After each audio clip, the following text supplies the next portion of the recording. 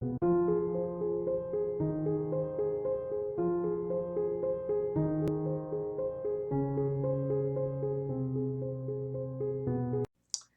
it's Burgess Taylor. I had a little bit of time. The baby went to sleep, and I said, "Baby, he's a toddler. He's 3, and he'll tell you he's big. He's a big Victor. His name is Victor." So, lesson 10, which is the next part, I think it's part 9 of the hero's journey, stage 9, is called The Reward. She starts this really good quote that's in reference to this. For them to perceive the advantage of defeating the enemy, they must also have their rewards. Sun Tzu.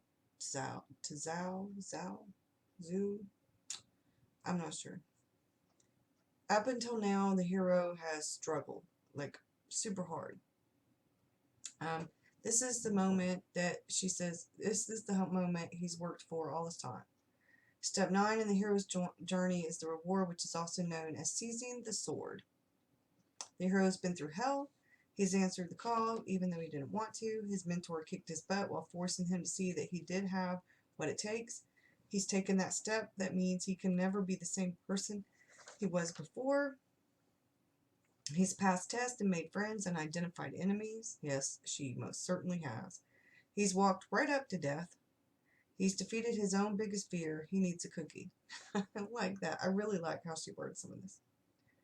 So, during that intense struggle and that last step, your hero should have learned something about himself, and this should be both an inner and outer revelation. This is the point where your hero learns that he or she is the son of a god, or his father is the uber villain. He has to deal with this on some level. Your reader and your hero know that there is more to him. Now, he underestimated his own strength. He also may see through any shadowy figures still masquerading as allies. She goes on to say, different things about the hero's journey. But the hero has survived the ordeal, so he needs something really good. This is an actual reward and a little bit of downtime, because pacing is actually important in the novel. How the hero gets the reward's important, because this is what she says. If he stole it, there may be some lingering doubts. Does he deserve this reward? He could decide that he does deserve it because of the test he passed and the ordeals he went through. But even a hero, if a thief, must pay for the crime. Now, this doesn't apply to my hero because she didn't steal anything. This will be seen on the road back. The shadow forces will come after him to reclaim it. The shadow forces cannot allow the reward or elixir to be seen in the ordinary world. Efforts to stop the hero, I'm sorry, to stop the hero are ramping up. While the hero takes his well-deserved break, the bad guys are going double or nothing to stop him.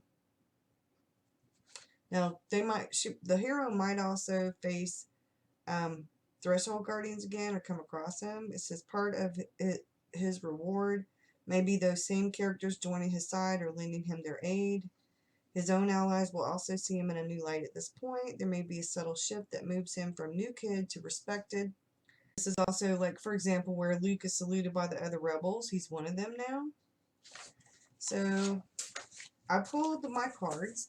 For the actual reward card, I got the High Priestess. For how the hero gets the reward, I got the Four of Swords.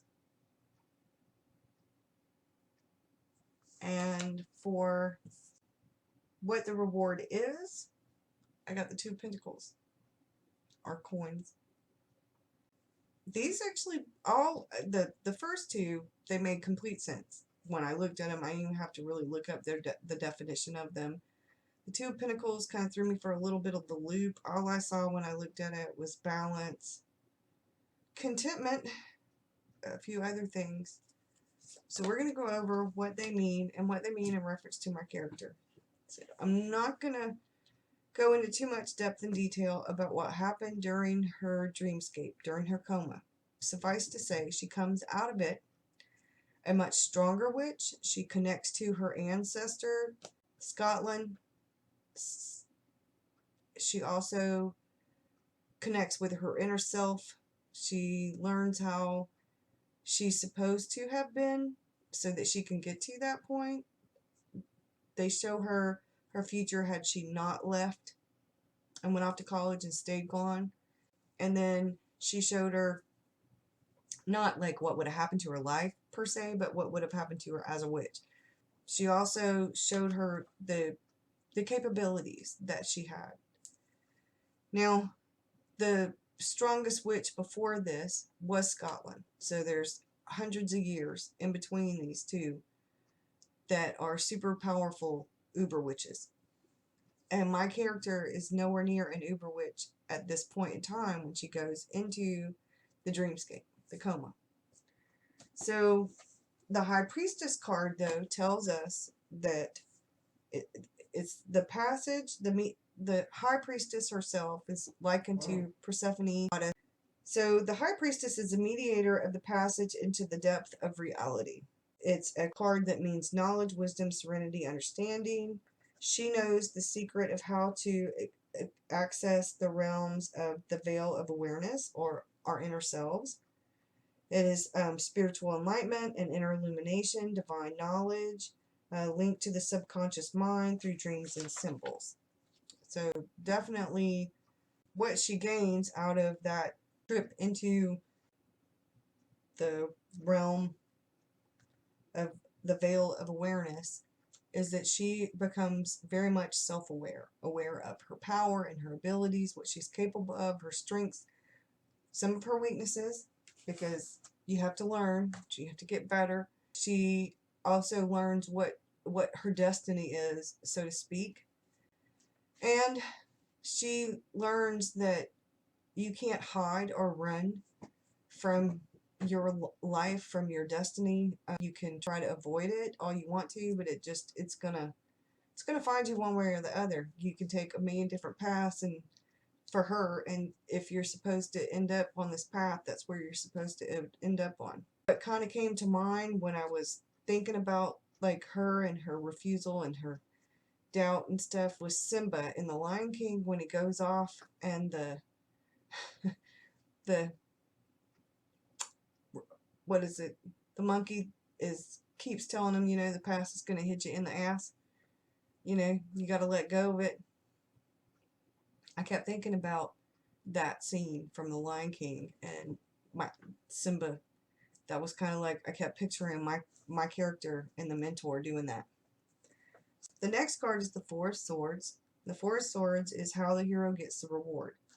So the Four of Swords stands for, this is what looks like a soldier or a warrior laying in a bed. There are swords hanging up. He's got a sword on his body, and he is resting, serious resting. So like some serious R&R, contemplation, spiritual contemplation too. His hands are in prayer mode. So what it stands for is a period of rest and recovery after a time of challenge. It's to build mental strength, meditation, spiritual thinking. So how the hero got the reward is through those things. That dreamscape, that's how she ended up.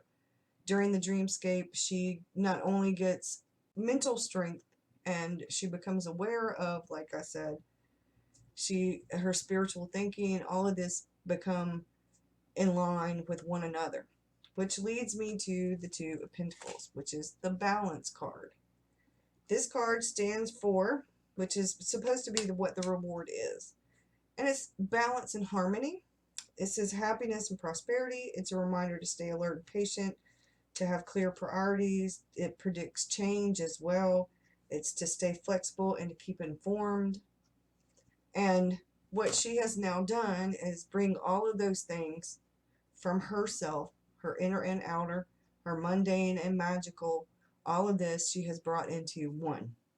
Instead of having these separate things, separate worlds, these separate selves, these separate realms, all of this, she's brought it all into balance to become one and to balance them out to make her whole. That's what I've got. She's going to come to her dreamscape. They're going to have a powwow. She's going to talk to the person who was an enemy and is now an ally. They're going to talk about the ally who turned into an enemy. They're going to talk about their main enemy because right now their main enemy is gearing up. The Society of Witch Hunters is, yeah, they're bad guys, and they're on a roll. They're coming. That's where I'm at right now. I'm excited. I'm really tired, but I can't leave stuff alone. I have too much work to do. I have a wedding this weekend I am in, and so Saturday and Sunday are going to be pretty much shot until Sunday night. So I needed to get some stuff done because there's just no way I was going to have time to do as much as I wanted to do tomorrow or over the weekend. Not really going to happen, and I need to get all of this organized and done. I'm, like I said, almost finished with all of this, and I have some incense burning. It's the relaxation incense, and oh, it smells good. It's got the whole room smelling really good. I like some incense. I don't like all incense, so I'm really particular about what I burn. That one smells really good. It came from Lady Jane's Bewitchery, and her products smell. I've got a candle burning, and her products smell so good. I just got her stuff in today. As a matter of fact, they're just, oh, I love her stuff. By the way, yesterday was my 1 year making videos on YouTube anniversary. I will see you guys soon. Thanks for watching. Bye.